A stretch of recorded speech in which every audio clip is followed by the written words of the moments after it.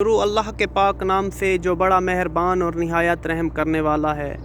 شروع اس اللہ کے نام سے جو واحد ہے، جو احد ہے، جو تنہا ہے، جو وحدہ لا شریک ہے۔ السلام علیکم ورحمۃ اللہ وبرکاتہ۔ ہمارا لاکھوں کروڑوں اربوں درود و سلام نبی آخر محمد صلی اللہ علیہ وآلہ وسلم پہ۔ بے شک آپ صلی اللہ علیہ وآلہ وسلم اللہ کے آخری نبی اور تمام انبیوں کے سردار ہیں۔ امید کرتا ہوں آپ سب لوگ خیر و خیریت سے ہوں گے۔ مسجد الامام بخاری، یہ وہ مسجد ہے جہاں پر حضرت امام بخاری نبی کریم صلی اللہ علیہ وآلہ وسلم کی 6000 سے زیادہ حدیث لکھیں۔ آج میں آپ کو بتاؤں گا کہ کس طرح حضرت امام بخاری نے مشکلوں کا سامنا کرتے ہوئے حدیث کو جمع کیا۔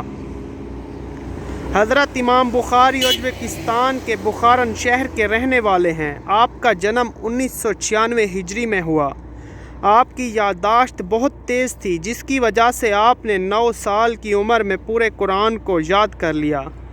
اس کے بعد آپ حدیث سیکھنے کے لیے شہر کے علماء اور عالم دین سے رابطہ کیے، حدیث سیکھی۔ آپ بہت مالدار اور سخی تھے۔ آپ نے 18 سال کی عمر میں نبی کریم صلی اللہ علیہ وآلہ وسلم کی حدیث سیکھنے کے لیے پہلا سفر مکہ مکرمہ کا کیا۔ پھر آپ مدینہ منورہ میں آئے اور یہاں آ کر بزرگ اور علم دین سے حدیث سیکھی۔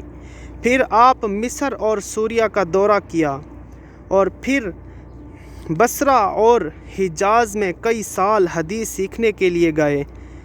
پھر آپ نے بغداد اور کوفہ کا سفر کیا۔ اس سفر کے دوران آپ نے اپنا سارا مال خرچ کر دیا نبی کریم صلی اللہ علیہ وآلہ وسلم کی حدیث سیکھنے کے لیے، اور اپنی عمر 16 سال حدیث سیکھنے میں گزار دی۔